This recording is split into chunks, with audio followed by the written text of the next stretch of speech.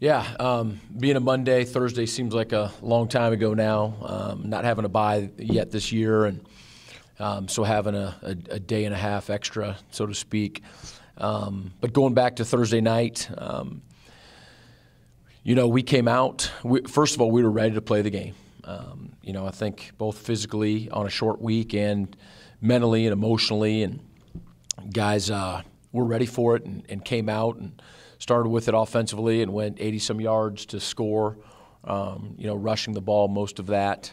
Our defense early was put into two sudden change situations and held Western to 2 field goals, and that's the goal. That's a win in sudden change.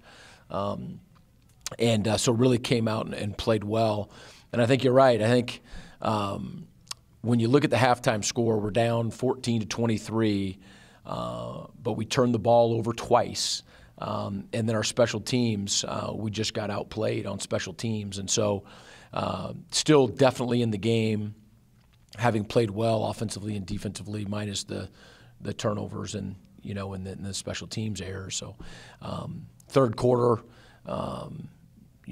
did not play well, and the turnovers continued. Our special teams, continued to get beat in that area as well, and it ended up being too much for us. And we look back, you have an extra day, and where we're at in the season, we've played some really good football for stretches in nearly every game, but we make some mistakes, and the accumulation of mistakes at some point has seemingly always got us to a place where we haven't recovered from, and that's going to be one of our focuses here, in this month of November and the final home stretch is obviously to try to limit the mistakes by getting better. But then, when we do make mistakes, because you do make mistakes in football, we can't allow for those to get us into an unrecoverable state. And so if we see vast improvement in those two areas, we feel as though we're going to finish strong. Hey, Coach, so I guess first off, where's Reggie's health at?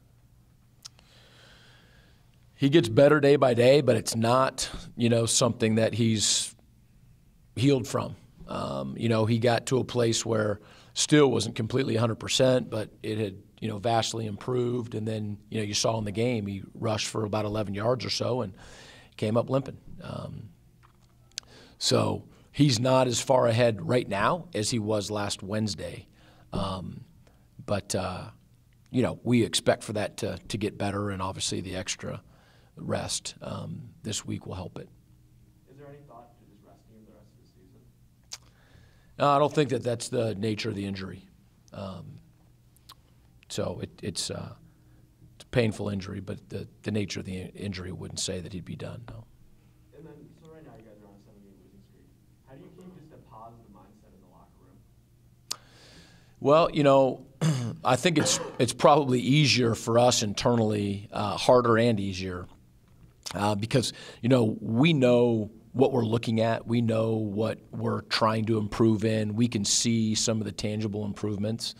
And obviously everybody wants to win, but people talk about that, winning so much. And, it's a given that everybody wants to win. Nobody wants to win more than we do. But talking about winning is not the solution.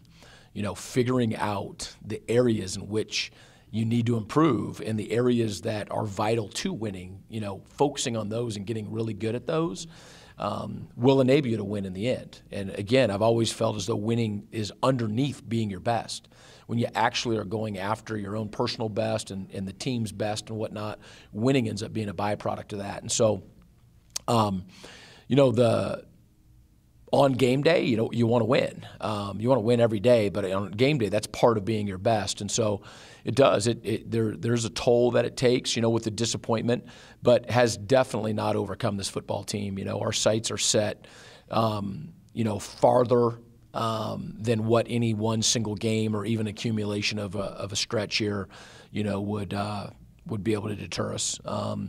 And I think our foundation is already even deeper than getting rocked by something like that.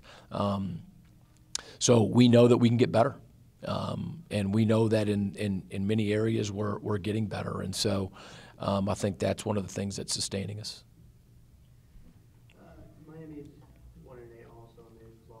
close games. So how big would a quick start and maybe get the confidence up on our side and confidence low on their side? How big would a big start like you had on Thursday be for the team? Oh, big starts. I mean, it has nothing to do with their record, though. You know, I mean, a quick start, a big start, I mean, is essential.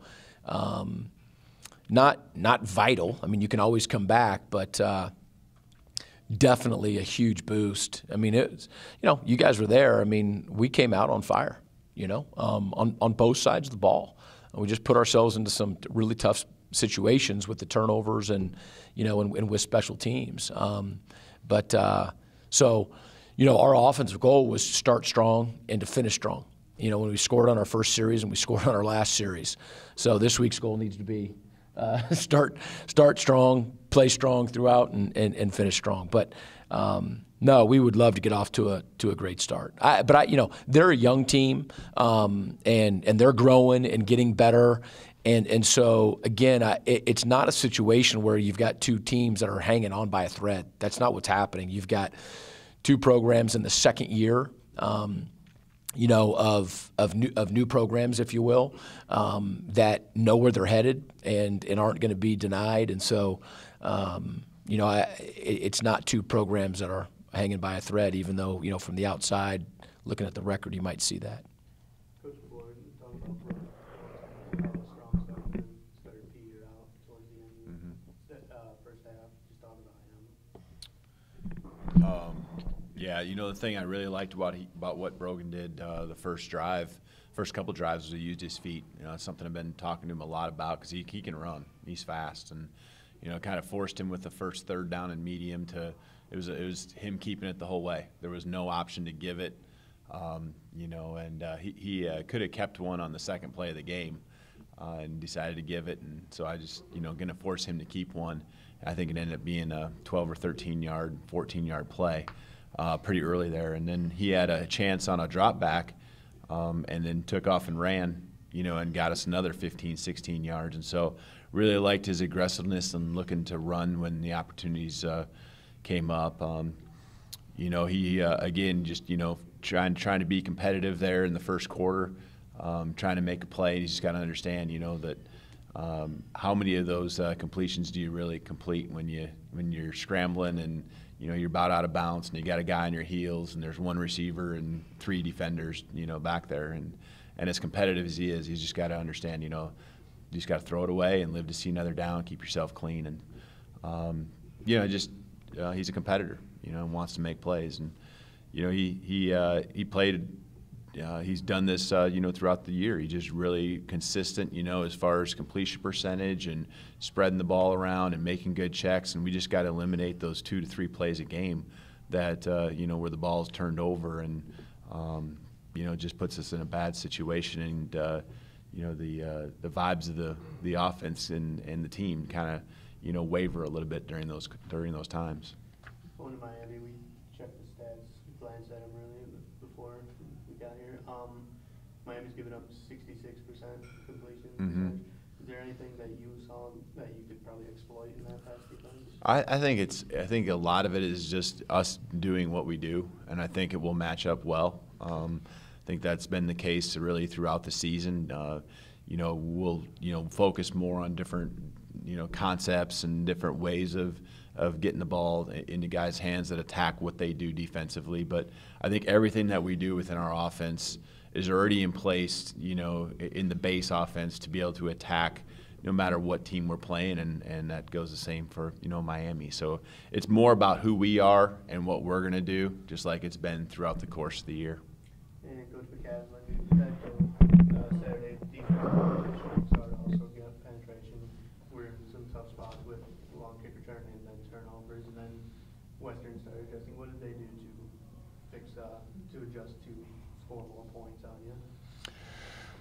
They, you know, they had a couple runs that got to us, some inside zone runs, and we just had some issue getting to the right spot and being in a good position when we got to the right spot to finish on that. And the quarterback kept it a couple of times where he gave it to a cutback running back, and so they got some momentum there with that. And you know, they continue to be efficient throwing the football. You know, When they needed to make a play there, we were fairly good on third down, but when we go back and look at first downs and second downs and third downs, we didn't put them in enough third downs in that situation. I think we won on only 2 of the second downs by our measure of winning, and we've got to be better in that situation.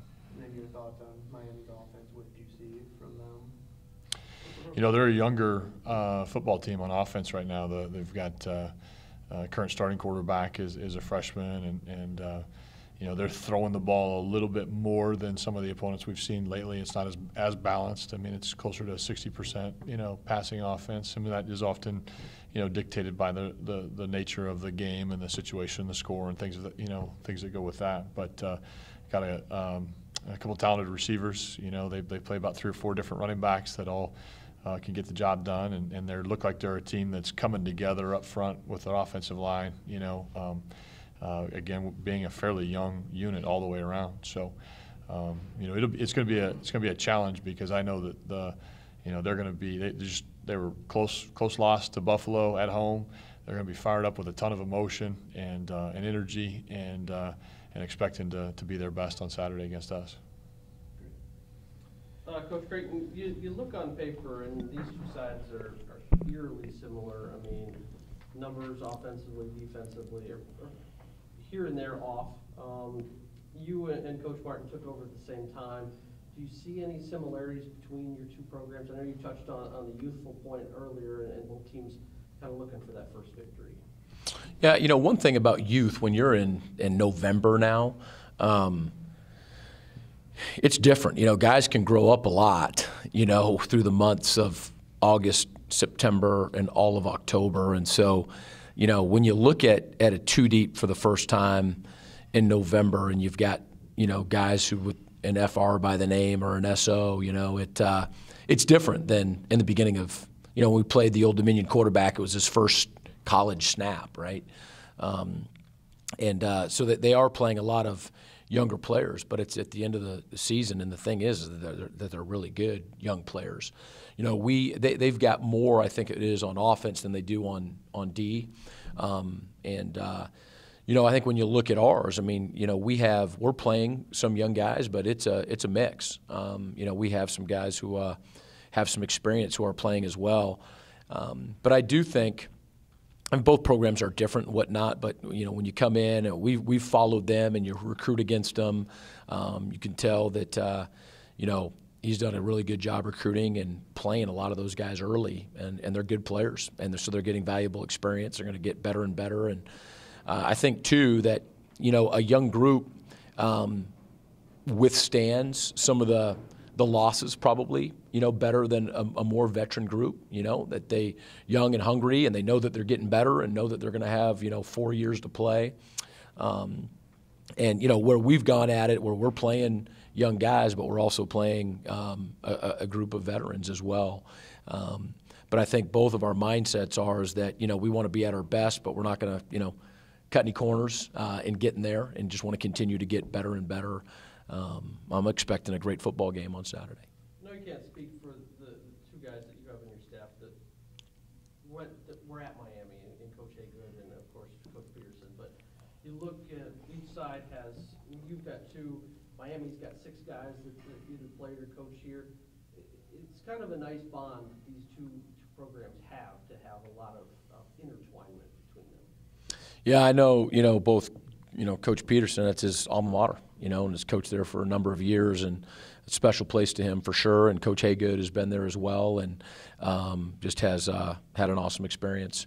And just, still being relatively new to the MAC, I think there's a fair amount of that within the conference in a really positive way, and just a lot of mutual respect, and a lot of good coaching. So be my first time there. I asked Jake Kirkendall. I think there's not a player on our team that has played at Miami, and so it'll be a first-time trip for many of us. But it's such an awesome school, and an awesome program. It's a great opportunity for us, to play. Another great opportunity this weekend. Darius Jackson needs just a little over 100 yards to become the 13th player with 1,000 yards in a season. know it's not all about individual accolades, but it's a milestone accomplishment because, one, it means he's done well, it also means your offensive line has played really well too. Sure. You know, honest to God, I have not once talked to D-Jack about any of that. You know, I'm sure with all the media he's aware and whatnot. He just continues to selflessly work incredibly hard, especially in practice, you know, and doing his part to lead this team. I think we were talking about, I think he's on 4 different special teams units. You know, here you go, a guy who's, you know, with plenty of games left to go, you know, has a chance of this season of reaching 1,000 yards and whatnot, and he's on all 4 special teams. And, you know, if there was a 5th one, he'd raise his hand for it, you know. So we're proud of him and all he's doing and the way he's leading our team. And then my last question is just the simple fact you're now on the road 2 of the last 3 weekends to close out. How difficult is it, or does it maybe help to know that some of the focus, you don't have to be at home as much, and maybe they can just focus a little bit on football and those kind of trips? We love being at home. You know, there's no question about it. We love playing here and in front of our fans, and honestly, you know, when you have the whole team, you know, that's a big part of it. Are there advantages to being on the road? Absolutely. There's no question about it. Is that you get off campus, you get, you know, out of town, and you're together, and you got a chance to bond and have some real focused time and whatnot. You know, our schedule. We have absolutely 0 complaints, you know, about it. I mean, the bye is the one thing that's tough, but bring it on. And, you know, so here we are in November, and we've got an away game and a home game and an away game. But we love playing at home, but we're excited about going down south and playing Miami. Anything else, guys? Okay, thanks, guys. Yep.